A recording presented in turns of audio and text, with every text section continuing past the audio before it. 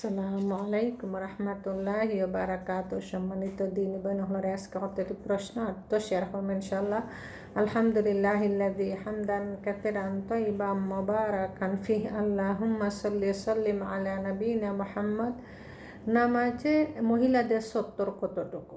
মুখমণ্ডল এবং কবজি পর্যন্ত দুহাত ব্যতীত সমস্ত শরীর আবৃত করা।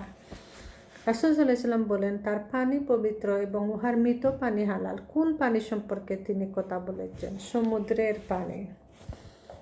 যে লোক নামাজ পড়ে না তার রোজা বাতিল, কেননা নামাজ ছাড়া রোজা জায়েজ না। রোজা বিশুদ্ধ, কিন্তু নামাজ না পড়ার কারণে গুনাহগার হবে।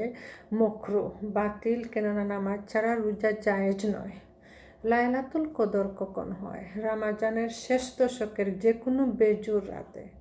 লাইলাতুল কদরের ফজিলত কি? এক রাতের ইবাদত 1000 মাসের ইবাদতের চাইতে উত্তম। তারাবির নামাজ আদায় করার হুকুম কি? সুন্নতে মুআক্কাদা। নবী সাল্লাল্লাহু আলাইহি ওয়াসাল্লাম কতদিন তারাবির নামাজ জামায়াতের সাথে আদায় করেছিলেন? 3 দিন। নবী সাল্লাল্লাহু আলাইহি ওয়াসাল্লাম 3 দিন তারাবির নামাজ জামায়াতের সাথে আদায় করার পর তাকে কেন জামায়াতে আদায় করেননি? ফরজ হয়ে যাওয়ার ভয়ে। কখন থেকে পুনরায় তারাবির নামাজ জামায়াতের সাথে পড়া চালু হয়? ওমর রাদিয়াল্লাহু আনহুর খেলাফতকালে। তারাবির নামাজ কয় রাকাত আদায় করা সুন্নত? বিতর সহ 11 রাকাত। তারাবির নামাজ 20 রাকাত আদায় করার হুকুম কি? জায়েজ।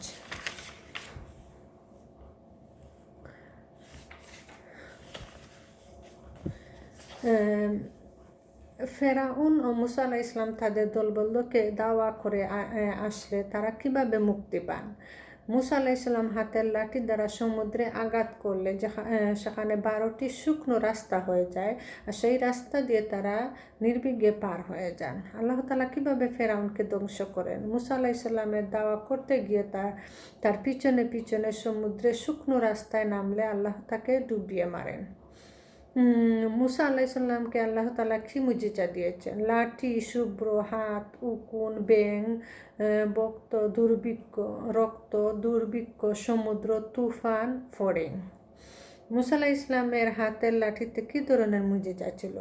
লাঠিটা মাটিতে রেখে দিলে তা বিশাল বড় সাপে পরিণত হতো।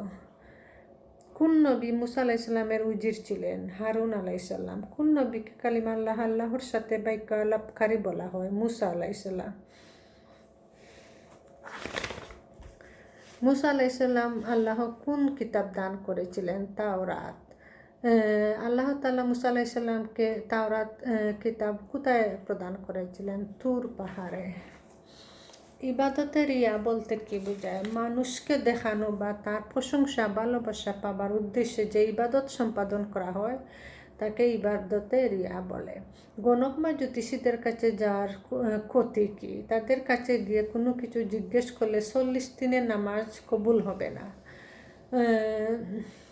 গণক বা জ্যোতিষীদের কথা বিশ্বাস করার পরিণাম কি? তাদের কথা বিশ্বাস করলে নবী সাল্লাল্লাহু আলাইহি ওয়াসাল্লামের নিকট প্রেরিত কুরআনের সাথে কুফরি করা হবে। মুসলিমের হাদিস। কোনো মানুষ ভুলবশত কুফরি কাজ করলে ফেললে তার পরে কথা বলে ফেললে তা কী হবে? তার কোনো গুনাহ হবে না, তবে তা ভুল শুধরিয়ে দিতে হবে। অসুখ বিসুখ হতে ঝাড়ফুঁক করার হুকুম কি? কুরআনের আয়াত বা হাদিস দ্বারা দোয়া পড়ে ঝাড়ফুঁক করা জায়েজ। কুরআনের আয়াত লিখে তাবিজ ব্যবহারের হুকুম কি? না জায়েজ, কেননা এটা জায়েজ হওয়ার পক্ষে নবী সাল্লাল্লাহু আলাইহি ওয়াসাল্লাম বা সাহাবা তাবেঈনের কাছ থেকে কোনো দলিল নেই। তাছাড়া কুরআনের এভাবে ব্যবহার করলে কুরআনের অবমাননা হয়। বিদাত কাহাকে বলে? সওয়াবের নিয়ত করে যে ইবাদত করা হয় অথচ তার পক্ষে শরীয়তের দলিল পাওয়া যায় না, তাকেই বিদাত বলে। বর্তমানে বিদাতের উদাহরণ কি? নামাজে মুখে নিয়ত পাঠ করা, মিলাদুন্নবী উদযাপন করা, দলবদ্ধভাবে জিকির, কুলহানি, 40 খতম, জালালি খতম, ইউনুস, ফাতেহা হানি, জন্মবার্ষিকী, মৃত্যুবার্ষিকী, শবে বরাত উদযাপন ইত্যাদি। বিদাত দুপ্রকার, ভালো বিদাত আর মন্দ বিদাত। সম্পর্কে আপনার মত কি? এরূপ পাক করা কোনো দলিল নেই, কেননা নবী সাল্লাল্লাহু আলাইহি ওয়াসাল্লাম বলেছেন প্রত্যেক বিদাতই ভ্রষ্টতা। মুসলিমের হাদিস।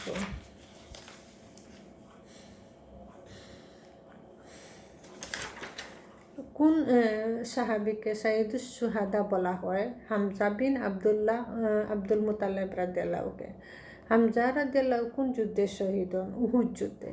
কোন সাহাবিকে নবী সাল্লাল্লাহু আলাইহি ওয়াসাল্লাম ইসলামের প্রথম দূত হিসেবে মাননীয় প্রেরণ করেন?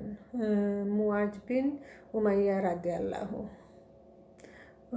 মুসআব বিন উমাইয়া রাদিয়াল্লাহু আনহু। কোন সাহাবী নবী সাল্লাল্লাহু আলাইহি ইসলামের চাচা এর দুধ ভাই ছিলেন? হামজা বিন আব্দুল মুতাল্লিব রাদিয়াল্লাহু। নবী সাল্লাল্লাহু আলাইহি ইসলাম মেহরাজে গিয়ে কোন সাহাবীর পায়ের আওয়াজ শুনতে পান? বেলাল বিন রাবাহা রাদিয়াল্লাহু আনহু।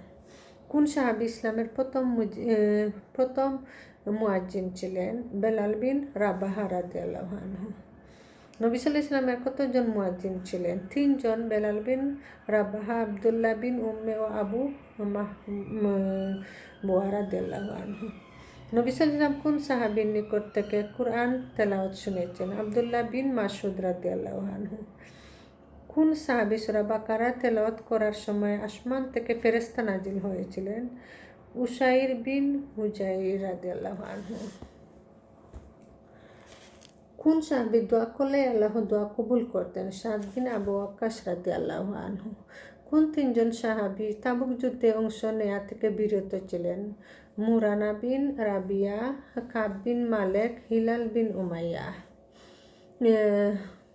কোন সাহাবীর জন্য নবী সাল্লাল্লাহু আলাইহি ওয়াসাল্লাম দোয়া করেছিলেন, হে আল্লাহ তাকে দ্বীনের গভীর জ্ঞান দান করো এবং কুরআনের তাফসীর শিক্ষা দান করো? আব্দুল্লাহ বিন আব্বাস রাদিয়াল্লাহু আনহু।